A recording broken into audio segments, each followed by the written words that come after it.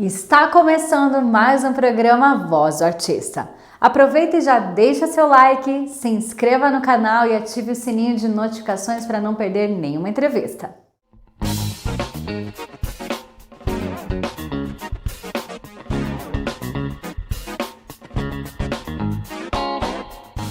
Com 6 livros já publicados, nosso entrevistado de hoje é um paulista que se considera um curitibano de coração. Recebam com muito carinho o escritor Cristiano Leal.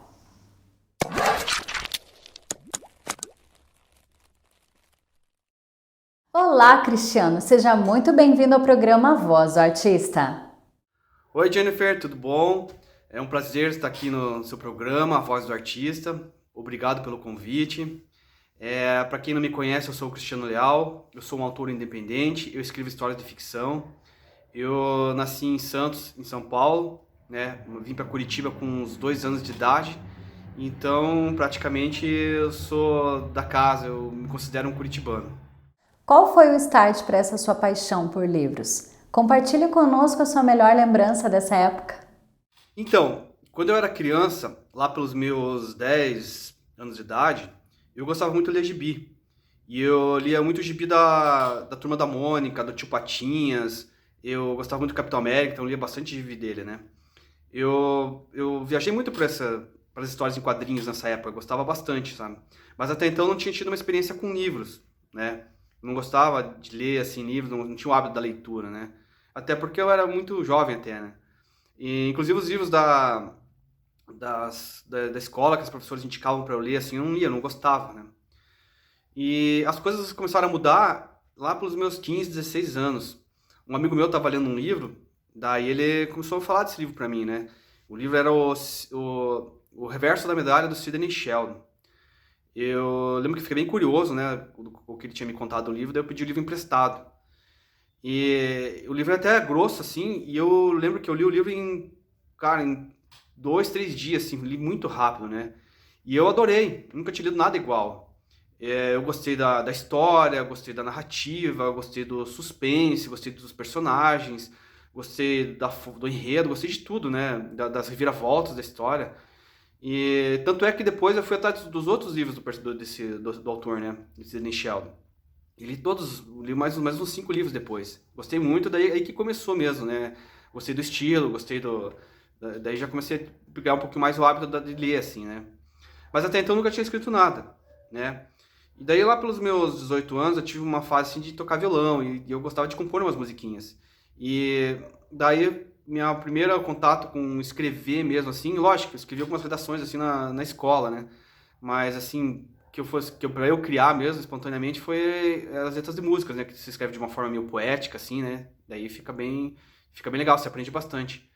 E depois eu tinha uma outra fase minha que eu gostava de viajar. Eu ia lá pra rodoviária, comprava uma passagem de ônibus para qualquer lugar, né, para outra cidade, pegava minha mochilinha nas costas e viajava. E essa fase foi interessante porque eu conheci muitos lugares e pessoas diferentes. E isso me inspirou bastante, entendeu?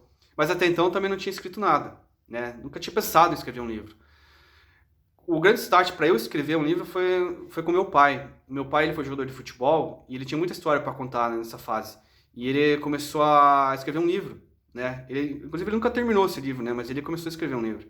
E daí a gente conversava, daí eu falava pra ele das minhas histórias, das minhas viagens, assim, as pessoas que eu conheci. Daí ele até me incentivou, falou pra eu escrever, né, essas histórias, que ficassem bem interessantes. Daí que eu comecei a escrever.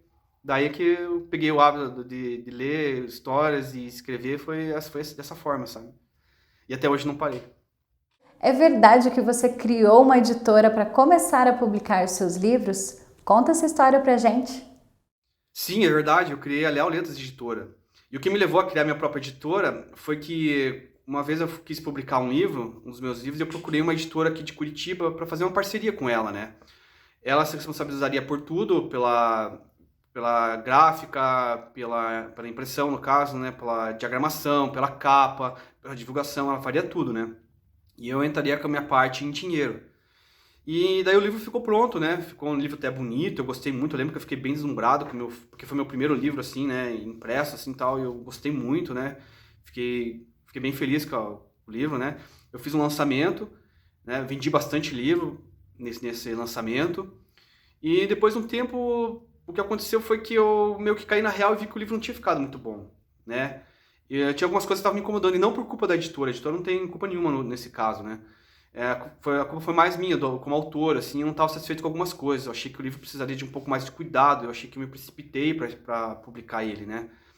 E daí Só que eu pensei comigo mesmo.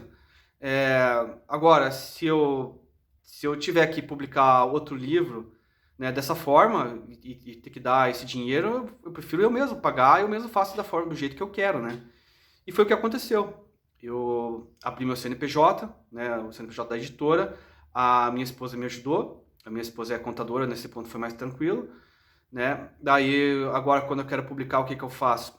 Eu contrato alguém para fazer a capa, alguém para fazer a diagramação, para fazer a crítica, eu mesmo faço a divulgação.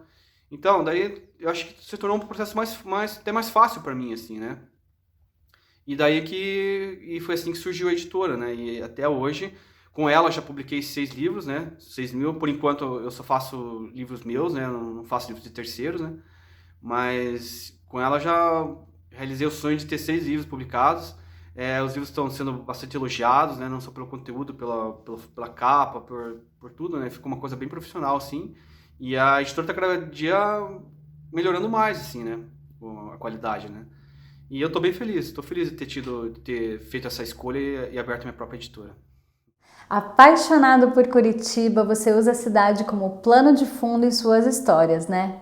Fala pra gente um pouco do enredo dos seus 6 livros e qual é o seu preferido? Eu sou apaixonado por Curitiba. Eu acho que a cidade não perde para nenhum lugar no mundo, assim.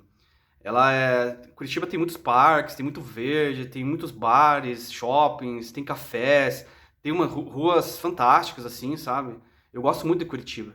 E eu gosto muito de usá-la como pano de fundo nas minhas histórias, né? Então, e eu tenho, por exemplo, eu tenho o meu livro A Torre do Rei. A Torre do Rei é uma história de vingança, que tem suspense, ação, né? E a Torre do Rei seria o nome de um prédio que existe, fictício, claro, que existe ali na Avenida Batel. Então os personagens todos circulam por aquela região ali, sabe? Vão para outros bairros, claro, né? E acontece tudo aqui na cidade ali, né? E, até agora a Torre do Rei é o livro que mais foi vendido pela Leal Letras, assim, né? É o campeão de vendas até agora. Eu tenho o Gênio Defeituoso. O Gênio Defeituoso é um suspense também, com drama, com investigação, né? É a história de um médico geneticista que procura a cura de uma doença hereditária, sabe? E nesse meio muita coisa acontece. E ele também é todo ambientado aqui em Curitiba, né? Eu tenho a Parte Obscura do Homem.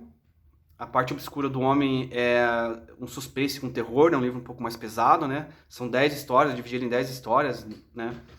E, e ele, tipo assim, as histórias acontecem um pouco aqui em Curitiba, tem uma história que acontece em Morretes, outra no interior do Paraná, outra no interior de São Paulo, outra na cidade de São Paulo. Então aí já é um pouquinho mais, né, outras regiões assim. Mas o personagem principal é aqui de Curitiba, né?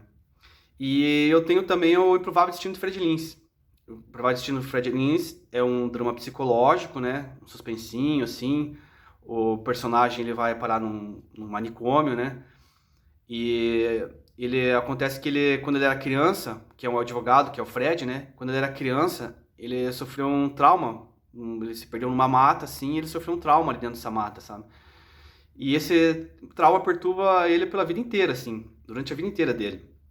E tem até uma curiosidade desse livro, que um amigo meu comprou, e ele fala pra mim, cara, toda vez que eu passo ali no Jardim Botânico, eu lembro do teu livro, cara. É legal porque essa parte que eu contei do Fred, que ele se perde, é bem dentro do Jardim Botânico de Curitiba. E naquela mata que tem atrás ali, sabe? E ele passa ali e toda vez ele lembra do meu livro. E é isso que é o legal de você entrar na memória do leitor, né? Você situar o leitor, daí o leitor vai, às vezes, num ponto que você citou no livro, né? Daí faz essa referência. É muito legal, cara. Essa parte eu gosto bastante. E dentre os meus livros favoritos, entre esses 4, meu livro favorito, pra mim, cara, eu ficaria com o Improvável Destino de Fred Lins. Que inclusive eu tô fazendo a sequência dele agora e tá ficando bem legal.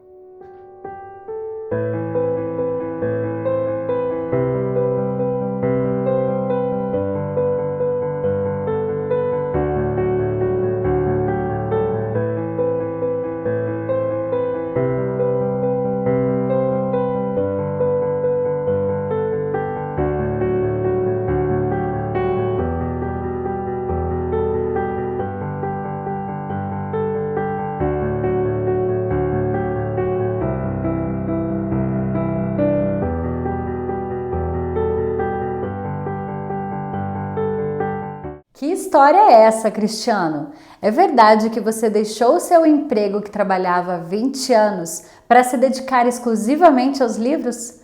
Conta como isso aconteceu. É verdade, sim. Eu trabalhava de vendedor numa loja que vende aparelhos de aquecedores, assim, a gás, né? Aqui no centro de Curitiba. E eu trabalhei ali por 20 anos. E, cara, enquanto eu trabalhei ali foi muito bom, eu fiz muitos amigos, né? Eu construí bastante coisa. Lá eu tive a oportunidade de construir minha casa, de ajudar na construção da casa da minha mãe, de fazer viagens, de estudar. Ali eu tive a oportunidade de escrever meus livros, né? De começar minha editora. Foi muito bom, cara. Eu gostei, não me arrependo nem um pouco de ter trabalhado ali, né? Só que no começo eu sempre levava meus livros escritos assim como um hobby, né? Depois que eu abri a editora, as coisas começaram a mudar, né? Eu comecei a levar um pouco mais a sério, porque eu comecei a investir dinheiro, eu comecei a vender os livros, né? E eu vi que os livros foram melhorando a qualidade, então eu falei, pô, que ficou uma qualidade assim, bem profissional mesmo, né? Daí eu sempre tive essa vontade no meu coração de querer, de poder escrever, né? Me dedicar aos meus livros, porque eu sempre tive muitas ideias para escrever, né? E essas ideias ficam latejando na cabeça até você pôr no papel, né? E foi o que eu fiz. Conversei lá com meu patrão, né? Meu patrão é muito querido e tal. E daí a gente se entendeu e eu resolvi arriscar, né? Resolvi e vim para esse lado mesmo. Seguir meu sonho, né? Que é mexer com livros mesmo, né? E quais os desafios de ser um escritor independente? Olha, ser um escritor independente não é tão fácil assim, mas também não é tão difícil. Depende muito do que a pessoa quer. A pessoa tem que ter clareza nesse ponto. Por exemplo, se você tem a vontade de escrever um livro, você tem uma história, né? Você quer apenas escrever um livro assim de algum fato da sua vida, um acontecimento, é muito mais fácil, né? Porque hoje em dia tem muitas opções. Você pode contratar uma editora, a editora cuida todo desse processo para você, né? Você paga, obviamente. Você pode mandar o original para uma editora grande, né? Se for do perfil da editora, a editora pode, né, aceitar e resolver publicar seu livro. Você pode publicar ali fazer um Kindle pela Amazon, né? Um livro online, assim. Tem as opções, né? Agora, se você quer viver de escrever, né, e ter mais livros, isso já é um pouco mais complicado, porque eu acho que você tem que empreender mais, né? Você tem que correr atrás de publicação, você tem que terminar o livro, você tem que fazer tudo, você tem que correção, né? Você tem que ter os seus contatos, assim, né? Então dá um pouco mais de trabalho, mas não é uma coisa, é uma vida tão difícil quanto a de qualquer trabalhador, assim, né? Mas não é impossível, assim. Eu acho que antigamente era muito mais difícil. Antigamente, você era muito refém das editoras, né? Ou você fazia teu original, mandava para eles, às vezes não era do perfil deles, eles mandavam de volta, recusavam, né? Você, por falta de opção ali, às vezes não deixava, abandonava o projeto, por causa desse processo todo, você desistia, né? E acabava desistindo de publicar, né? Mas vai também muito da paixão da pessoa. Porque se a pessoa tiver paixão e é isso que ela quer mesmo, ela quer ter um livro, ela consegue, né? É tranquilo. Né? Que nem eu falei, escrever um livro é fácil, né? O mais difícil é todo o resto do processo, assim, né? Mas não é impossível, não. Cristiano, agora queremos saber sobre as situações mais curiosas e até mesmo engraçadas que você vivenciou e que serviram de inspiração para os seus livros. Então, tem uma situação engraçada que aconteceu comigo, que foi o seguinte. Como eu contei, eu tive uma fase de viagens, né? Eu gostava muito de viajar. E daí eu lembro que uma vez eu queria ir para Foz do Iguaçu, né? E a questão dessas minhas viagens é que eu ia sempre com pouco dinheiro, né? Então eu passava algumas dificuldades, eu ia atrás de aventura mesmo, né? Então eu passava algumas dificuldades, mas sempre tranquilo, eu sempre voltava bem, né? E nessa viagem eu resolvi ir só com o dinheiro de ida. Então eu fui ali na rodoviária, comprei minha passagem, sobrou acho que uns R$ 5 a passagem, né? E entrei no ônibus e fui para Foz do Iguaçu. Qual que era a minha ideia? Eu falei, quando eu chegar lá nas cataratas, deve ter muito turista, né? Então, chegando lá, eu peço ajuda para alguns turistas, me dão dinheiro lá, eu consigo comprar minha passagem e consigo comer, né, nesse tempo. Eu posso conhecer a cidade, me divertir, posso ir para Argentina, para Paraguai, nossa, vai ser muito legal, né? Mas o que aconteceu foi que daí, chegando lá, o ônibus passou a noite inteira viajando, chegamos lá em Foz do Iguaçu, né? Eu já desci do ônibus, já fui pra cidade, eu queria conhecer a cidade. Já pensei em, quero a primeira coisa que eu vou fazer, eu quero conhecer as cataratas, né? Daí eu não tinha nem tomado café, né? Daí eu já lá no centro da cidade tem um ônibus que você pega que ele te leva até as cataratas, né? Daí eu entrei nesse ônibus. Eu lembro que eu tinha me sobrado R$ 5, eu acho que o passagem do ônibus na época era uns R$ 3. Eu paguei, né? Não tinha dinheiro nem pra voltar, imagina, com esse ônibus. Daí, daí o ônibus foi até me sobrou R$ 2, né? Daí o ônibus foi até a entrada lá, acho que tinha um portal, assim, na entrada das cataratas, né? Nisso o ônibus parou lá, entrou uma moça pedindo uma taxa de preservação de R$ 6.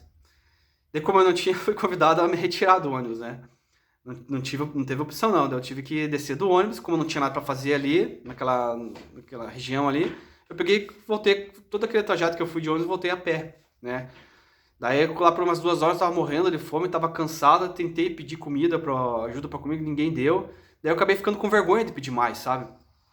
Daí o que aconteceu, resumindo, eu fiquei 2 dias em Foz do Iguaçu, né, sem comer. Eu dormi 2 noites na rodoviária, porque eu não tinha onde dormir. Sentado num banco, porque você não podia deitar, porque os guardas não deixavam você deitar. Um frio que tava muito frio.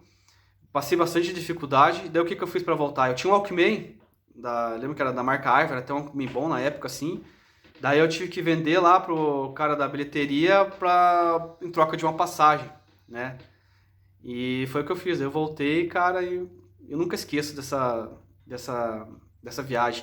E o que aconteceu? Eu tô escrevendo um livro agora, que é a sequência do Improvável Destino de Fred Lins, que eu uso essa passagem na minha vida, assim, como se fosse a passagem de um personagem, né? Como se fosse uma história de um personagem. Então eu tô usando isso e tá ficando bem legal, assim. Um escritor é, por natureza, um apaixonado por histórias, né? Então, se você pudesse voltar no tempo, qual momento histórico você gostaria de ter presenciado e por quê? Então, eu tô terminando agora eu vou lançar esse ano, né, o meu novo livro, O Vidro do Tempo, que conta a história do pedreiro Leonardo, que morou aqui em Curitiba no século XIX, lá entre 1860 até 1914, ali, sabe? E ele fez bastante obra na cidade, e inclusive ele trabalhou na reforma da torre da Catedral Basílica de Curitiba, ali na Tiradentes. Ele fez aquela calçadinha que tem ali, sabe, ali embaixo, embaixo daquela calçada de vidro. E, e quando eu estava fazendo esse livro, eu tive que fazer uma pesquisa, né, sobre como que era a região aqui na época, né, o que tinha aberto, as ruas que tinha, os bairros. E foi muito legal. E foi uma viagem fazer essa pesquisa. E se eu tivesse que escolher um lugar para eu visitar, mas só para visitar, eu não queria ficar, sabe? Porque eu não abro mão do conforto que a gente tem hoje, né? Mas seria certamente o século XIX. Eu gostaria de conhecer Curitiba do século XIX, deve ter sido muito legal, assim.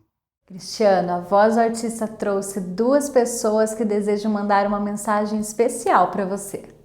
Cristiano, para quem não conhece, é um cara que já publicou 10 livros e tem mais 10 livros no cérebro pronto para escrever. É um fenômeno para mim. Tenho uma admiração muito grande por ele, acho ele talentosíssimo. Brinco que se ele fosse americano ele já estaria milionário vendendo roteiro, mas não é exagero. Os roteiros dele são magníficos, as reviravoltas que ele cria são impressionantes, que desafiam a nossa lógica. Eu acho, Cristiano, eu tenho certeza que você vai explodir, que você vai fazer muito sucesso, porque você é talentosíssimo, tá? Eu tenho muito orgulho de ser teu amigo, eu tenho orgulho de ter tido um personagem no teu livro com meu nome.